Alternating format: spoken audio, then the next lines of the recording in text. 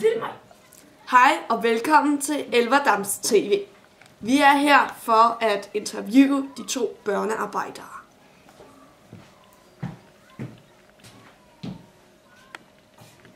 Hej. Hej. Hej. Hvad er jeres navne? Fie. Maja. Hvor gamle er I? 12. 12. Går I i skole? Nej. Vil I gerne gå i skole? Ja, selvfølgelig. Hvorfor vil I gerne gå i skole? Så jeg kan blive meget rig, ligesom dem oppe i andre lande. Okay, hvorfor vil du gerne gå i skole?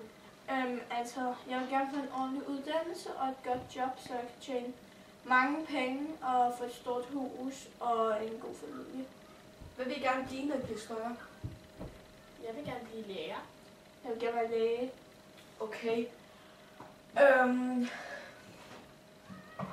Hvad laver I i jeres fritid?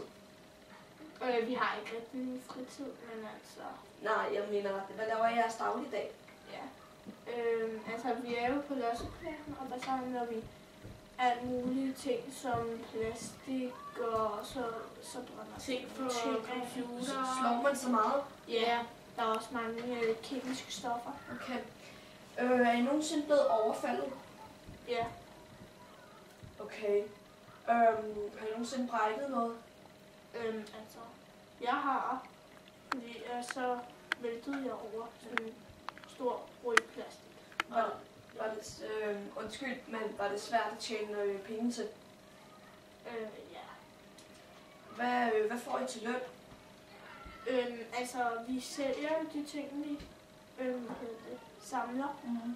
Og nogle dage, når vi finder sådan noget på en computer, så er det, vi får ret mange penge, og eller mange penge for os, ikke for jer. Ja. Og nogle dage, når vi sådan nærmest kun finder toiletpapir og sådan noget, så er der ikke rigtig noget.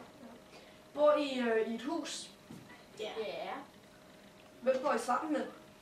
Vores far og vores storebror og storesøster, bedsteforældre og tanter og onkler. Vi har en meget stor familie. Har I mange dyr? Nej. Altså, vi har en gris og 3 høns. Ja, en gang imellem får vi mælk fra landsbyens ko. Okay. Nå, men det var vist det. Så ses vi. Hej hej.